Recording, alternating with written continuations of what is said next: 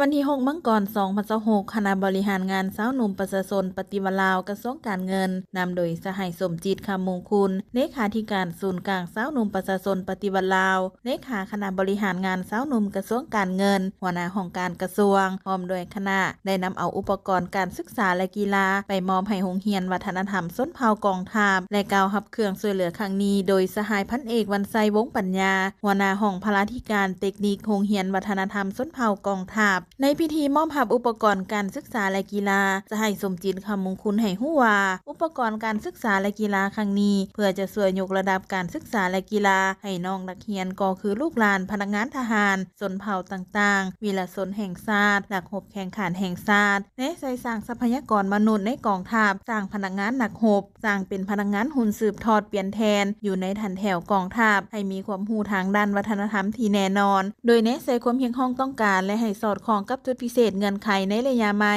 แห่งการเติบใหญ่ขยายตัวของกองทัพประชาชนปฏิบัติลาวซึ่งอุปกรณ์ประกอบมีคอมพิวเตอร์2สูตรปรินเตอร์2สูตรปืม300แพ็กบิ๊ก20กับจอดำ84แพ็กพร้อมด้วยอุปกรณ์การศึกษาและกีฬาหลายอย่างรวมมูลค่า71ล้านกว่ากีบโอกาสนี้สหายพันเอกวรรณไสวงศ์ปัญญาได้แสดงความขอบใจต่อคณะบริหารงานสาวหนุ่มประชาชนปฏิบัติลาวกระทรวงการเงินที่ได้นำเอาอุปกรณ์การศึกษาและกีฬามาช่วยเหลือให้โรงเรียนและให้คำมั่นสัญญาว่าจะนำใส่อุปกรณ์ในครั้งนี้เข้าในการเรียนการสอนให้เกิดประโยชน์สูงสุดเพื่อยกระดับการศึกษาของน้องนักเรียนให้นับมือดีขึ้นพร้อมกันนั้นสหายยังได้ให้ฮู้ว่าโรงเรียนวัฒนธรรมส้นเผ่ากองทัพได้สร้างตั้งขึ้นในวันที่24มีนาคม2022เป็นโรงเรียนกินนอนมีหอพักมีเครื่องนุ่งห่มมีอัตรากินข้าวกินและเบี้ยเลี้ยงเทียบเท่าทหารชั้น2ปัจจุบันการเรียนการสอนมัธยมตอนต้นมี3ชั้นเรียนคือม.1 ม.2 และม.3 และมัธยมตอนปลายมี3ชั้นเรียนม.5 ม.6 และม.7 ซึ่งในโรงเรียนปี2025-2026มีน้องนักเรียนทั้งหมด672คนหญิง